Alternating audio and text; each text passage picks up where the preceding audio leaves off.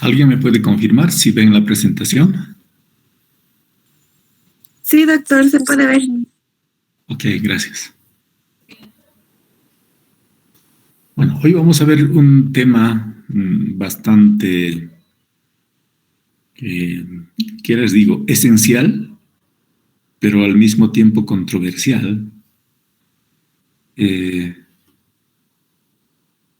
por las connotaciones que adquiere precisamente durante el ejercicio profesional, y se llama responsabilidad profesional.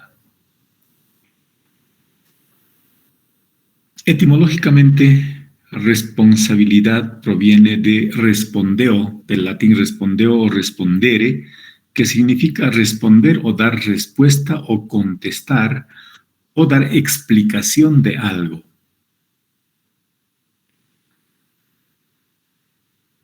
Si esta connotación de responder o dar respuesta o dar explicación de algo está pues centrada precisamente en lo que uno hace y en virtud de la misma tiene la obligación de responder, explicar, contestar, etc. Ese hecho hace que se constituya en una especie de deuda o de obligación de responder.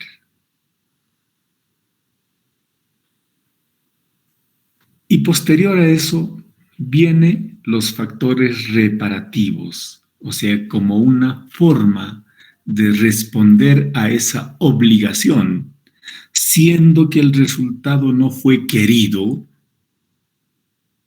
Entonces, pues lo que corresponde es reparar o satisfacer por sí o por otro a consecuencia de un delito. Ahora bien, ustedes saben que el término de responsabilidad siempre la hemos utilizado y hemos escuchado desde muy niños que tienes que ser responsable, ¿no es cierto? Siempre nos habían dicho que fuéramos responsables con nuestras tareas, con nuestras obligaciones académicas, pero no solamente eso, sino cuando adquiríamos alguna responsabilidad sobre algo, teníamos la obligación de responder sobre esa responsabilidad o confianza otorgada. Ahora bien, para tener clara esta situación, aquí en esta figura, tenemos en la línea amarilla lo que no es la responsabilidad de uno y lo que está al medio, ¿no es cierto?, en color rosa, que se refiere a una responsabilidad. Esto en el sentido más amplio posible. Uno se debe hacer cargo o tiene el deber de responder o dar respuesta o dar explicación respecto a las palabras que uno profiere, respecto a la conducta que uno tiene, respecto a las acciones que realiza uno, respecto al esfuerzo que coloca o no coloca en la realización de un determinado acto o tarea, respecto a los errores que podía uno cometer durante el desarrollo de sus actividades o acciones, o también es responsable de sus propias ideas, porque las ideas hacen que las acciones sean correspondientes a la misma, pero lo más importante es que nosotros somos responsables de las consecuencias de nuestras acciones. Eso en el campo general. Pero si nosotros aplicamos estos enunciados en el campo profesional, Entonces, también aplica respecto a lo que decimos, respecto a nuestras palabras, pero en el ejercicio profesional. Por lo tanto, todas las palabras que uno dice o las pronuncia deberían estar debidamente respaldadas. No indicar o hablar simplemente para salir del paso o hablar sin sustento alguno. Respecto a la conducta, en este caso, si estamos hablando en la profesión médica, respecto a la conducta médica o a la conducta del odontólogo durante el ejercicio profesional. Y saben ustedes que una conducta es la sumatoria entre lo que uno piensa, lo que uno tiene como idea, pero al mismo tiempo la activa el mismo con una acción.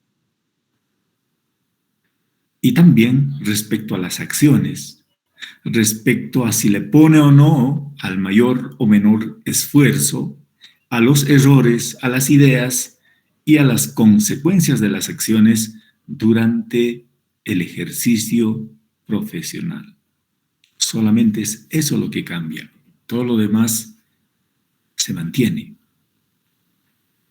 Ahora, por otro lado, también habría que reconocer, pero esto está solamente aplicado en el contexto externo, de que no es nuestra responsabilidad las acciones de los demás.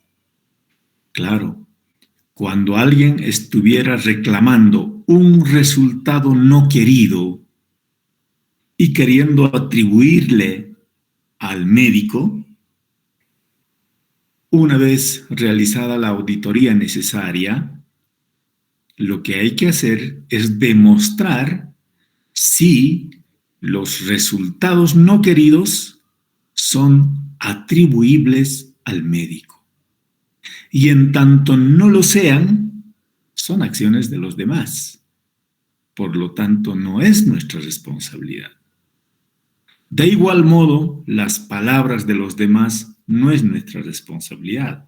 Los sentimientos de los demás, las consecuencias de las acciones de los demás, las creencias, los errores de los demás, las ideas de los demás, no es nuestra responsabilidad.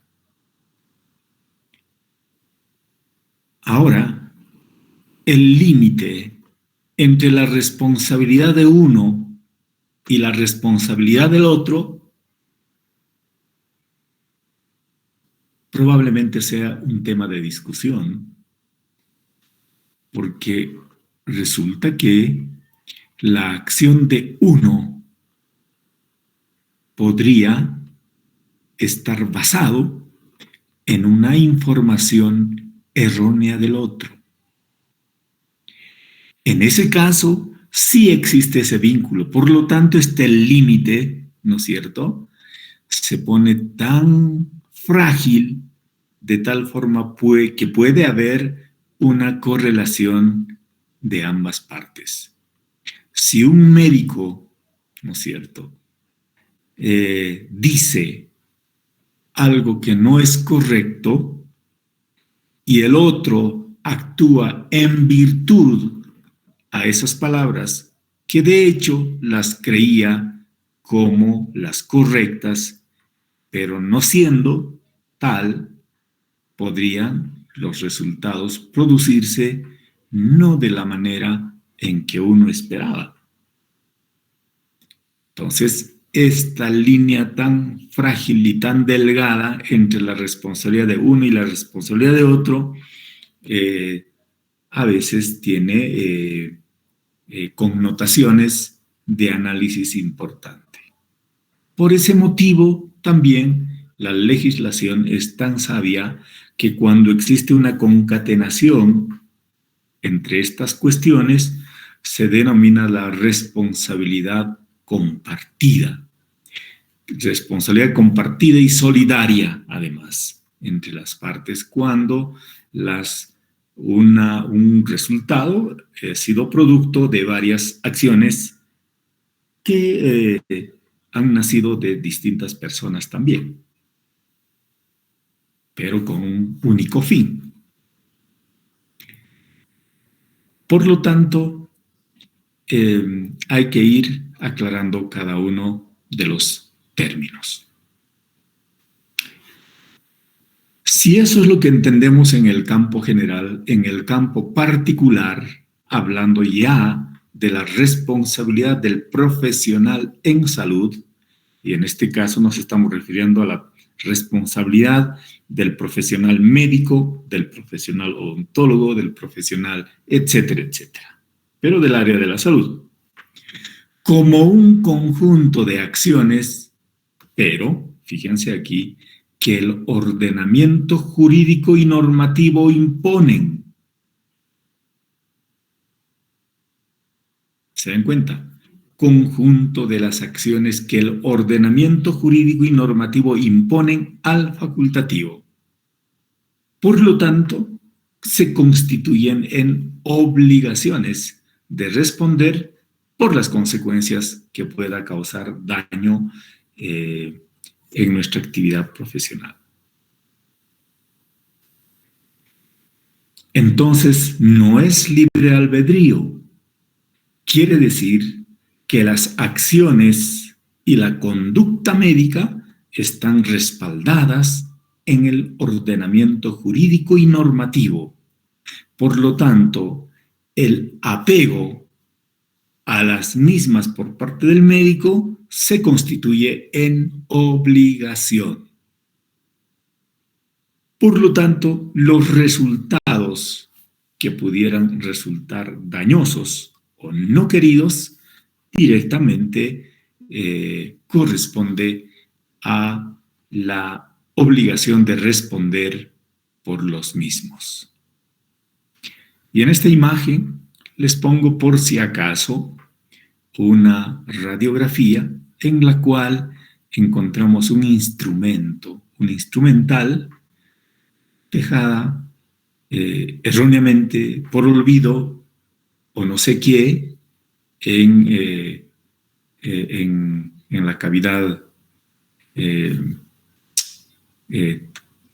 cualquiera, ¿no es cierto? Dependiendo de la operación, ¿no es cierto? En el espacio donde se ha realizado un acto operatorio. Y pues son pruebas incontrastables que por los mismos el personal de salud está obligado a responder. Ahora, ¿será la obligación del médico el contabilizar los instrumentos que se han utilizado en un acto quirúrgico? ¿De quién es la responsabilidad, sabiendo de que participan un equipo de profesionales en un acto quirúrgico? Tenemos el primer ayudante, el segundo ayudante, cada uno con sus responsabilidades, cada uno con el establecimiento normativo de actividades que debe realizar. Hay alguien responsable en un acto quirúrgico de hacer un recuento del instrumental, no solamente del instrumental, sino inclusive de las gasas quirúrgicas que se llegan a utilizar. Entonces, ¿quién es el responsable? En este caso habrá corresponsabilidad, habrá la responsabilidad compartida entre los profesionales que han intervenido. ¿Acaso el paciente conversa o hace trato o directamente tiene una actividad de interacción con la enfermera, por ejemplo, o con el anestesiólogo, o con el primer ayudante, o con quién es el que se ha establecido ese o una especie de contrato tácito que se realiza entre paciente y médico? ¿Con quién? ¿Verdad que nacen interrogantes? De todas maneras, Cada uno tiene su responsabilidad por la obligación que tiene según el ordenamiento jurídico y la norma que definen para cada uno su actividad.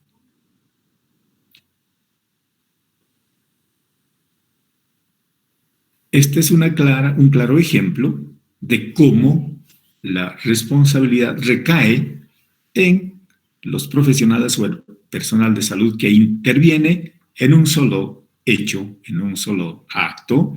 De cualquier forma, un resultado, ¿no es cierto?, probablemente previsible, no ha sido el de las mejores.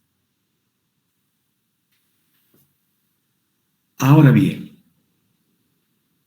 creo que es bueno recordar algunos antecedentes referentes a la obligación de responder. ¿Por qué tenemos la obligación de responder? ¿Eso es una norma actual? ¿Está de moda actualmente? ¿Antes ocurría lo mismo? Para lo cual nos vamos a referir al precepto 218 del Código de Hammurabi, 3.392 años antes de Cristo, que dice: si un médico ha tratado a un hombre libre, ¿se acuerdan de la República de Platón? Cuando hablamos del hombre libre y del esclavo, y justamente en esa época es el que imperaba este tipo de normativa. Nos estamos refiriendo al Código de Hammurabi. Dice: si un médico ha tratado a un hombre libre, está hablando de una persona de una categoría superior, ¿no es cierto?, frente a un esclavo, por supuesto. De una herida grave con la lanceta de bronce y ha hecho morir al hombre, se le cortarán las manos. Ese es el castigo. O sea, esa es la consecuencia por el que debe pagar de esta manera el médico. Ya en esa época, entonces, existían ciertas formas de resarcir o de pagar las consecuencias de algo que no había sido propiamente una solución, sino un empeoramiento y, en el peor de los casos, la muerte de una persona. Y en este caso, por si acaso, un hombre libre. El precepto 219 dice: si un médico ha tratado una herida grave al esclavo plebeyo, fíjense la categoría, con un punzón de bronce y lo ha matado, devolverá esclavo por esclavo. O sea, en este caso, los esclavos tenían la categoría de cosa, de objeto. Era una especie de herramienta de trabajo, ¿no? Un poco más como un animal de trabajo. Por lo tanto, el máximo castigo que podía sufrir es simplemente devolver con otro esclavo, sin interesar la connotación personalísima del ser humano como tal. El precepto 220. Si ha abierto la nube con la lanceta de bronce y ha destruido el ojo, pagará en plata la mitad del precio del esclavo. Entonces aquí se habla ya de una forma de resarcimiento civil, es de carácter económico. En cambio, estos otros ya son los extremos, como este otro caso, que es el primero, el precepto 218 precisamente. Pero hay otros más. Ahí es donde se estructura la famosa de la ley de Talión, el ojo por ojo, diente por diente. Veamos. Luego, en el libro sagrado de Egipto, se indica que la inobservancia a este libro sagrado, o sea, donde estaban las normas, podía conducir al médico al sufrimiento de graves penas, entre las que cita inclusive la muerte, y que también incluye normas que deben seguir el paciente y cuya desobediencia exonera al médico en su posible responsabilidad. ¿Esto qué implica? Una investigación. que cuando se demuestra de que la responsabilidad no era solo del médico, sino se demostraba una desobediencia por parte del paciente, entonces el médico quedaba exonerado de esa responsabilidad. Entonces, el libro sagrado de Egipto es uno de los más elaborados, donde el proceso investigativo y la comprobación, ¿no es cierto?, de establecer la responsabilidad médica entra ya en mayores detalles. Pero la ley de Aquilea de Roma es un tanto similar, donde se entrelaza con la responsabilidad penal, responsabilidad civil, con un deber ético, que es esta la parte que nos interesa. El deber ético en el desempeño de la actividad médica se impondría sobre cualquier otro deseo personal. Entonces dentro del precepto ético era pues actuar bajo las reglas del bien. Entonces en ningún caso podría un médico en el ejercicio de la profesión buscar el mal, buscar dañar a la persona.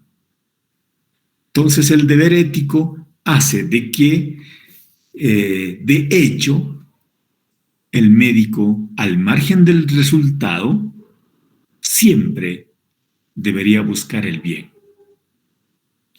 Y si no fuera así, la ley de Aquilea aplicada por Roma, pero con gran rigor, contra el mínimo descuido o falta de negligencia del médico esclavo, regulaba jurídicamente tal actividad. Entonces, aquí es la primera vez que se incorpora el precepto ético vinculado a la actividad médica como tal, que es la praxis en sí, que al margen de toda consideración debería esperarse siempre, ¿no es cierto?, la bondad del acto profesional, buscar el bien principalmente. Fíjense cómo a partir de este precepto se va acuñando el famoso principio de beneficencia. Y hay otros casos concretos donde algunos tribunales que se habían conformado de manera especial y específica en los casos médicos, ¿no es cierto?, han optado en muchos de ellos con pagar con una pensión vitalicia al paciente afectado. Quiere decir que el orden de reparación al paciente afectado por un resultado no querido no era suficiente con una indemnización, sino que ese paciente probablemente por las consecuencias de una mala praxis médica haya tenido alguna discapacidad permanente y como tal esa persona ya no podría trabajar y debido a aquello se le podía fijar una pensión vitalicia. ¿Quién debería pagar? El facultativo, el médico, el que con probabilidad haya cometido un error durante el ejercicio profesional. Entonces, estos aspectos de fallos precisamente son los que hacen la jurisprudencia, porque han servido como un referente para otros casos similares. Entonces se va inclinando más que todo al resarcimiento civil. Pero hay otro caso, también en 1832, la misma que señala que por impericia, o sea, la falta de pericia y negligencia, cuando se demuestra impericia y también negligencia, obliga al médico a resarcir el daño a través de una indemnización. Entonces aquí apareció muy complicado, ¿no? O sea que el médico tendría que trabajar durante toda su vida para pagar una pensión vitalicia a favor de un paciente.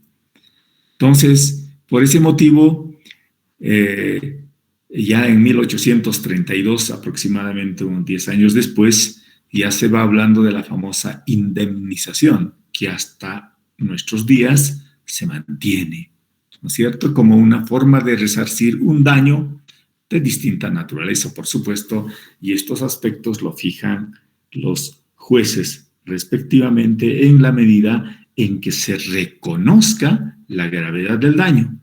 Y para eso ha tenido que también inducir a que la ciencia médica, a través de las distintas líneas como la medicina forense, puedan establecer estos daños y el tiempo de incapacidad médico-legal o el tiempo de incapacidad laboral, con fines de indemnización, ¿cierto? Entonces, las enfermedades o las patologías consecuentes de estos hechos tendrían que ser racionalmente y debidamente considerados, ¿no es cierto?, en una tabla general, lo que posteriormente se ha denominado como hay un término, como una especie de tablas donde existe el porcentaje, ¿no es cierto?, de afectación hacia la salud de las personas. El famoso baremo. Y los baremos se utilizan ahora con distintas escalas para muchas cosas. Bueno, eso un poco reconociendo a través de la historia, pero en la actualidad se reconoce que en los países desarrollados aproximadamente, fíjense, el 40% de las ganancias del médico sirven apenas para cubrir un seguro profesional. Por el incremento de este tipo de demandas, los médicos han optado por asegurar su actividad, por empresas aseguradoras, por entidades que aseguren el trabajo profesional. Entonces, cuando se llega a formalizar aquello, un poco menos del 50% de las ganancias del médico están destinadas a cubrir el seguro profesional. Y ahí nace precisamente la famosa medicina defensiva. Pues el médico ya no tiene esa seguridad, ¿no es cierto?, para poder plantear formas de solución hacia una enfermedad, sino que más está preocupado por la seguridad de alcanzar ese objetivo, o caso contrario, más bien, de no hacerlas, por eso se llama medicina defensiva, no hacerlas para evitar las demandas que podrían venir posteriormente. Entonces, todos los casos complejos, prácticamente el médico ha optado por no atenderlos o derivarlos a cualquier otra instancia, o caso contrario, para asegurar un resultado positivo, también han sobreestimado, ¿no es cierto?, los exámenes auxiliares, complementarios y la participación de otras profesiones también. De tal forma, ha logrado que la atención médica se encarezca cada vez más y se torne un tanto inaccesible para gran parte de la población. En el país del norte se tiene referencia de que las demandas han llegado hasta por 52 millones de dólares por casos hipotéticamente estimados como negligencia médica.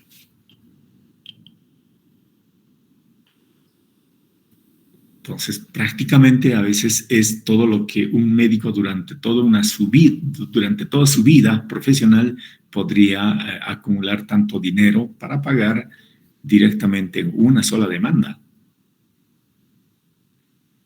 Y en los países latinoamericanos igual, en Brasil, Argentina y Chile principalmente, las demandas anuales por mala praxis son cada vez mayores. Y por ese motivo, gran porcentaje de los médicos también han recurrido a adquirir pólizas de seguro para el ejercicio profesional, como dijimos anteriormente. Y esa medicina defensiva, pues, decide, bajo ese precepto, no actuar solo conforme a las indicaciones científicas, sino teniendo más bien en cuenta la salvaguarda profesional ante las posibles denuncias. Entonces, uno ya no tiene la seguridad, ¿no es cierto?, de esperar resultados no queridos, que son previsibles. ¿Se acuerdan ahora del tema de consentimiento informado, en las cuales toda acción médica tiene riesgos? Pero bajo este precepto, ¿no es cierto?, mucha gente piensa que no debería haber riesgos de ninguna naturaleza, entendiendo de esta manera como que si la ciencia médica fuera ciencia exacta. Y por eso exigen resultados garantizados o a tiempo fijo, ¿no es cierto? Algo que en las ciencias humanas es muy difícil hacerlo. Y no debería ser así.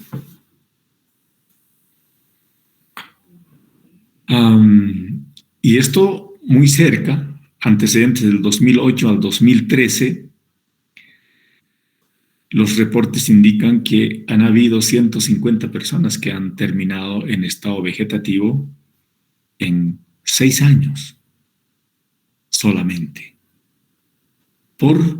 Nosotros vamos a manifestar, por supuesta negligencia médica. El Servicio Departamental de Salud de La Paz, sedes La Paz, el 2013, en una gestión, ha reportado 72 denuncias de mala praxis médica. 17 han sido resueltos por la vía de conciliación y la mayoría corresponden a clínicas privadas, precisamente.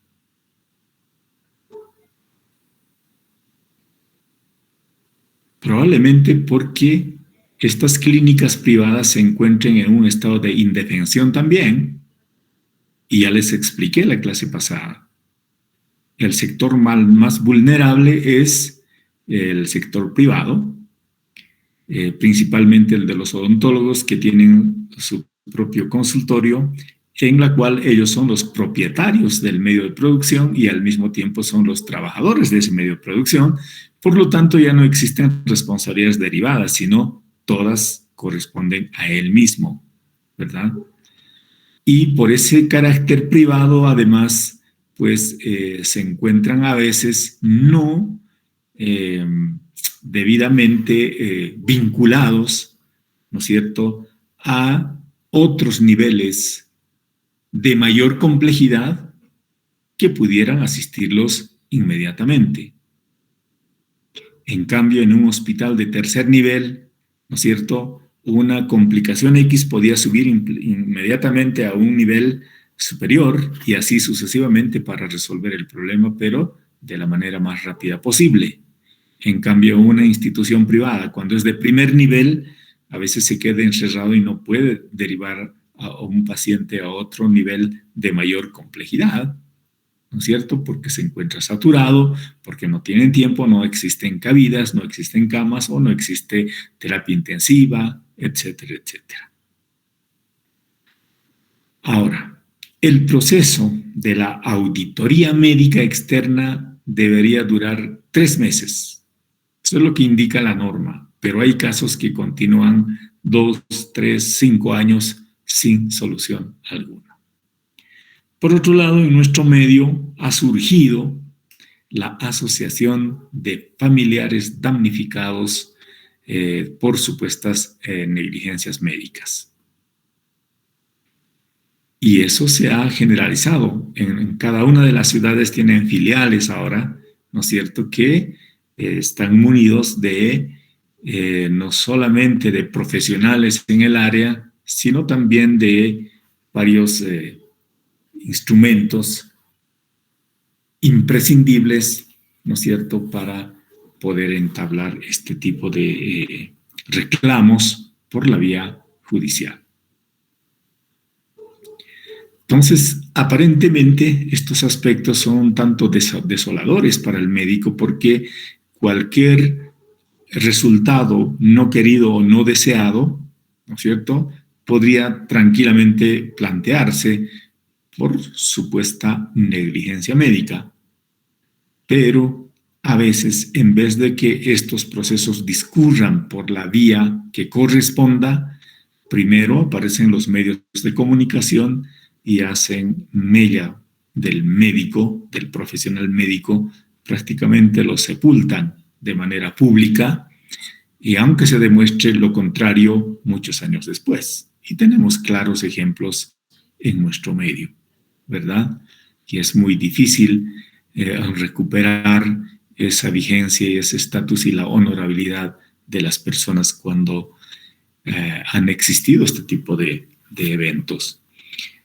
Entonces, creo que este es uno de los campos en el que todos deberíamos estar al unísono, ¿no es cierto?, para saber en qué campo, o sea, cuál es el campo laboral y cuáles son las probables consecuencias que podría tener algunas cuestiones que aún siendo previstas no han sido queridas por el médico o por el profesional respectivamente.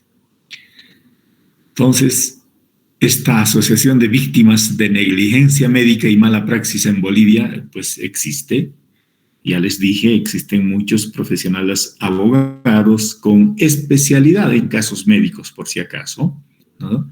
Y algunos de ellos con subespecialidades inclusive dentro del área jurídico-penal, pero que responden a los casos médicos precisamente. Con esto no queremos decir de que el hombre o el médico es infalible. El médico también es un ser humano que puede cometer errores, pero subrayo, errores. Pero no creo que exista a estas alturas profesionales médicos que quieran hacer daño. Entonces, la nueva ley penal lo que quería era directamente asociar cualquier resultado no querido, tramitarse por la vía jurisdiccional respectivamente, por la vía penal, cuando no debería ser así. Por eso es que nos paramos y por eso que arriesgamos nuestras vidas inclusive para protestar, porque no debería ser así. Nosotros no decimos que no hayan profesionales que actúen de mala manera o con ligereza en algunas cuestiones y producto del cual vienen estos problemas también. Nosotros queremos que se sancione como corresponda, pero cuando se garantice un juicio justo, cuando se respete, ¿no es cierto?, la inocencia, ¿no es cierto?, del profesional. O sea, no lo pueden condenar primero y luego recién investigar. Aunque en la realidad eso es lo que pasa frecuentemente. En La Paz, los integrantes del Comité de Lucha contra la Negligencia Médica en Bolivia pues han interpelado no una, sino muchas veces cuando teníamos nuestras marchas de los mandiles blancos, por ejemplo, ¿no? Entonces, ahí tenemos una brecha muy grande donde el dedo acusador siempre está y en cualquier lugar sin haber comprobado siquiera todo aquello. Y las preguntas salen. De hecho, sí es responsabilidad exigible por entero al profesional médico.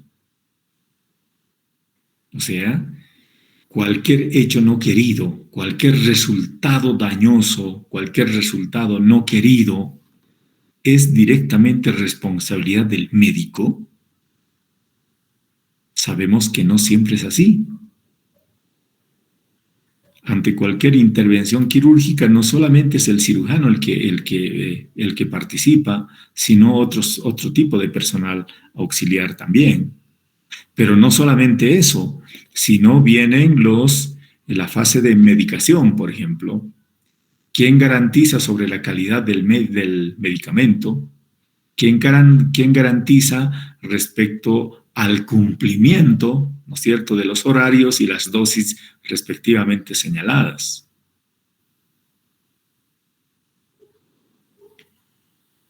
Y la otra pregunta es que puede coexistir la corresponsabilidad entre la responsabilidad médica y la responsabilidad del paciente. Casi siempre. ¿Puede estimarse o determinarse la magnitud del error médico? O sea, ¿hasta cuándo? Y en tanto que, ¿cómo un abogado estará capacitado para determinar la culpabilidad de un médico? Y se puede determinar también la responsabilidad del paciente. O sea, ¿quién se ocupa de investigar al paciente si efectivamente ha cumplido o no ha cumplido? ¿Un abogado o un juez podrá hacerlo? ¿No, verdad?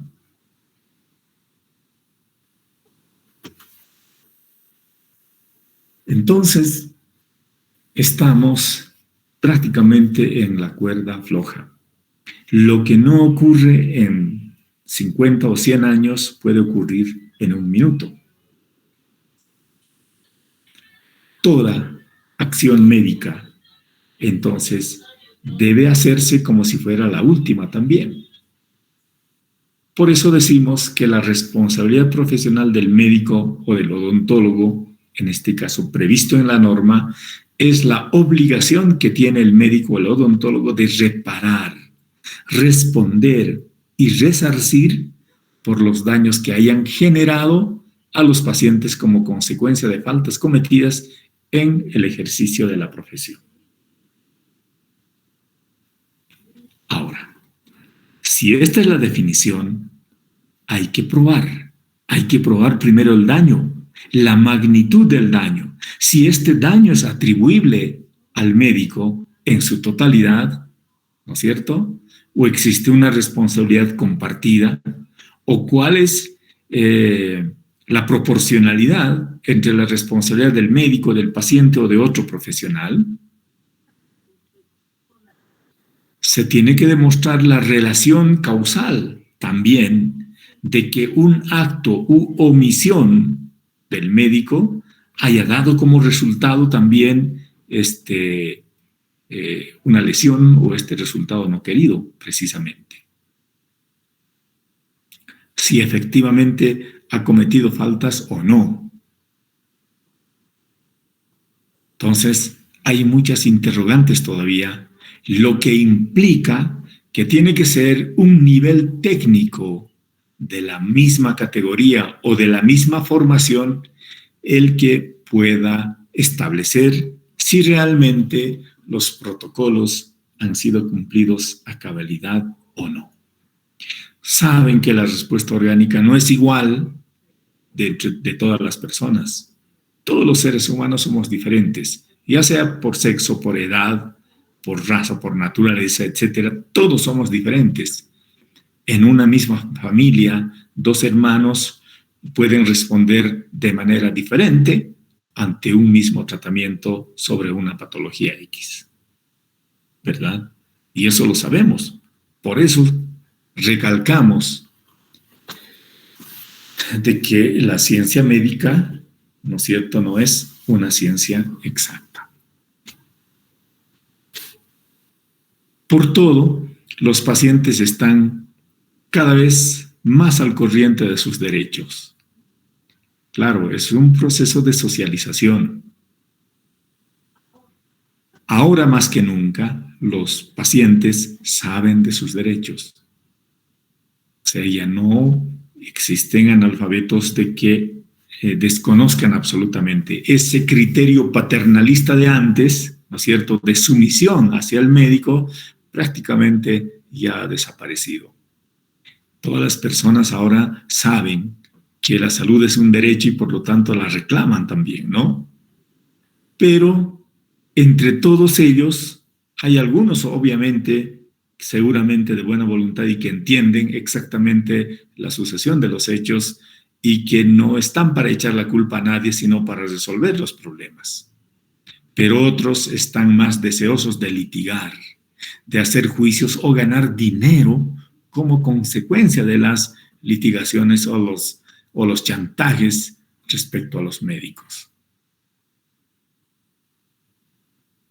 Y para eso, lamentablemente, se prestan también ciertos profesionales del derecho, ¿no?, que en los hospitales pululan y están preguntando permanentemente si le han tratado bien, si le han tratado mal, cómo estaba antes, cómo está ahora, ¿no es cierto?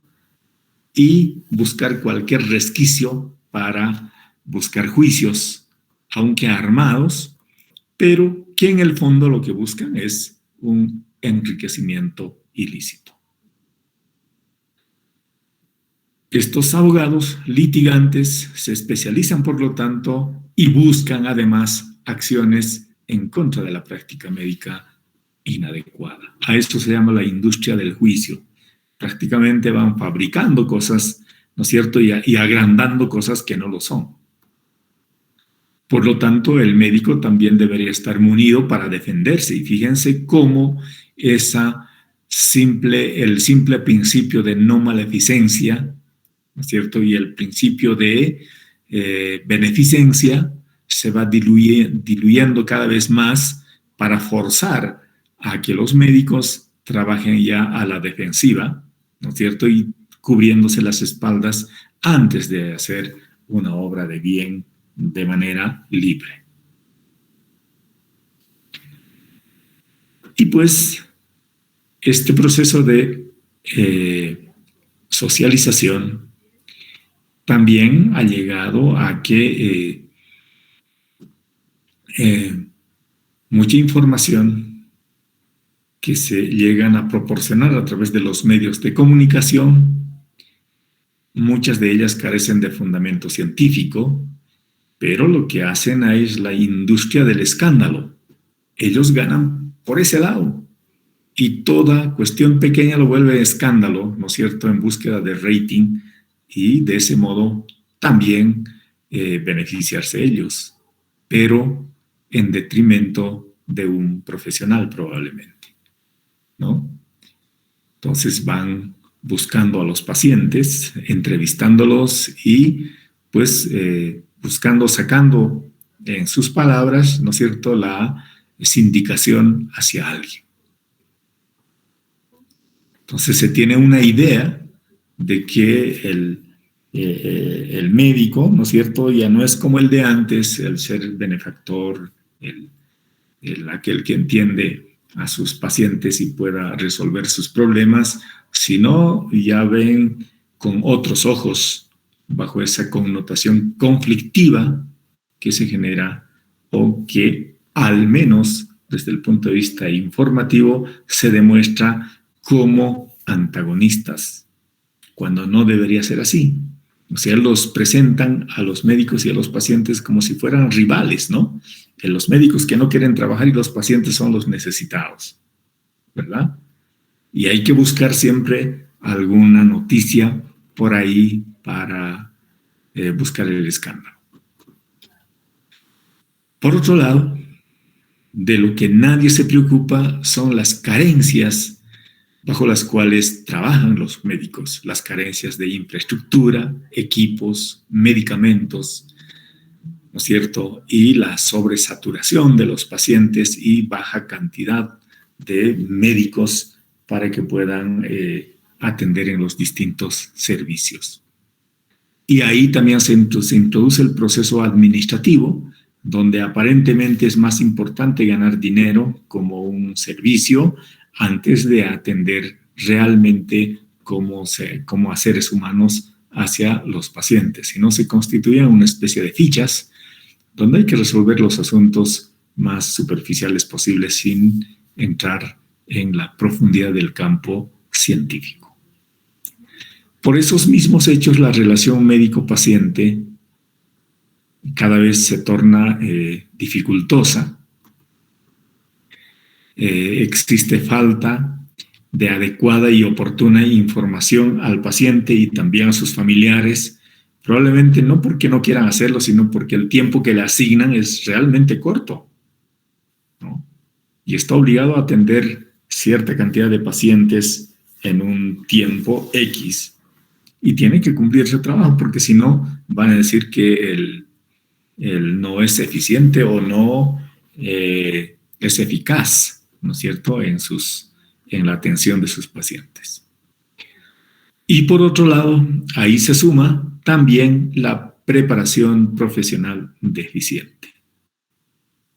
Y esa es responsabilidad de las universidades, que debido a la masificación y a la falta de incremento también de profesionales que puedan atender esas demandas, ¿no es cierto?, han hecho de que la formación profesional también se venga para abajo. Las cuestiones políticas han subordinado a veces la calidad académica y consecuentemente sumados todas estas variables hacen de un producto también no como el que debería ser, ¿verdad? Entonces ahí es discutible la pericia, pues, que es uno de los preceptos de los parámetros para medir la supuesta negligencia médica. Entonces, concluimos nuevamente para decir que la medicina no es una ciencia exacta. Por lo tanto, no puede haber garantías de resultados, ni la falibilidad en tiempo, ni en resultado. Porque cada acción médica no es simplemente atribuible al 100% al médico, sino existen corresponsabilidades entre el paciente y también otras profesiones. También había que partir de que el profesional en salud siempre busca el bien del paciente.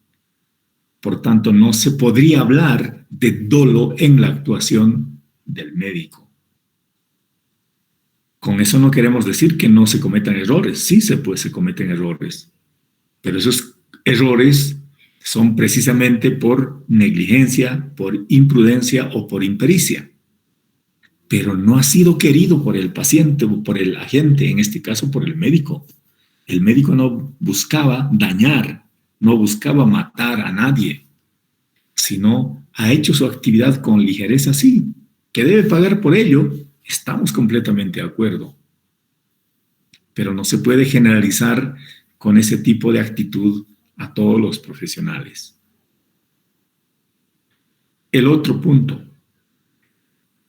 Para estas cuestiones de establecer responsabilidades, se debe precisar la existencia o no de una falta profesional.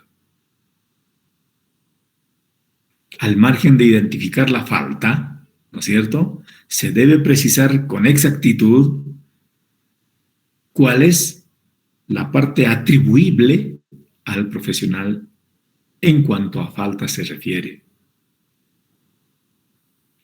Y si el médico o el odontólogo ha actuado conforme a los protocolos de atención y de igual manera se ha producido un resultado no querido, en este caso se debería extinguir la responsabilidad profesional porque él ha actuado conforme a lo que dice la norma.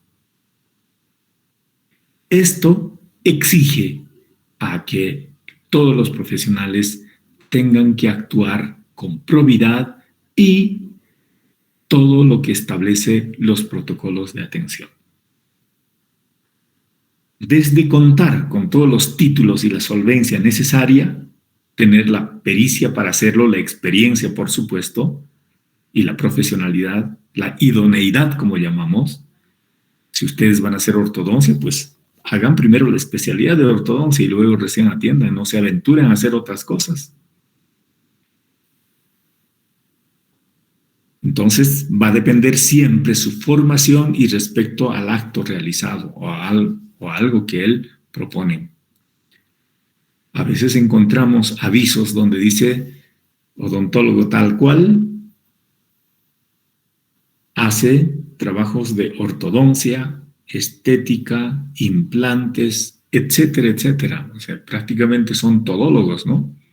Y eso es una falencia grande, que es una forma y una prueba explícita, ¿no es cierto?, de anunciarse de algo que probablemente no tenga solvencia para poder demostrar la idoneidad respectiva. Todo lo que se hace, pues se recolecta y se audita. Desde la historia clínica, el aviso, los horarios, etcétera, etcétera. Y finalmente, ¿a quién considerar como autor de la falta? Si en la actualidad el médico ya no actúa solo, sino en equipo. O por otro lado, al margen de aquello, un resultado no querido podría también ser en mayor proporción atribuible a la falta de cumplimiento de las indicaciones médicas por parte del paciente. Entonces, ¿a quién atribuir y en qué porcentaje? Estas preguntas un juez o un abogado no podría responderlas porque es eminentemente técnico. Por eso nosotros propusimos de que se vaya a crear un instituto de conciliación y arbitraje médico-legal, donde de manera imparcial esta organización, conformada por profesionales de distintas áreas, hagan la evaluación necesaria de un resultado, probablemente negligente, pero que tienen que responder todas estas cosas. Primero, que si existe o no la falta, existe o no el resultado dañoso, y si es atribuible al médico o no, y en qué magnitud, ¿no? Y muchas otras preguntas más a responder. Bueno, nos hemos pasado del tiempo, creo que nos quedamos aquí y vamos a seguir comentando la próxima clase. ¿Tienen alguna consulta o algo, alguna idea, alguna sugerencia para este tipo? Esto debemos transformarlo en debate en realidad, ¿no? Pero, no sé, nos corta un poco el tiempo. ¿Alguna pregunta, alguna consulta?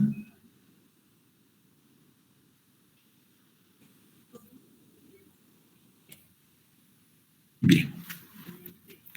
Entonces, paramos aquí, me hacen un recuerdo en el punto exacto y continuamos la próxima clase, ¿ok? Tengan todos ustedes muy buenas noches y nos vemos el día miércoles. Chao, chicos.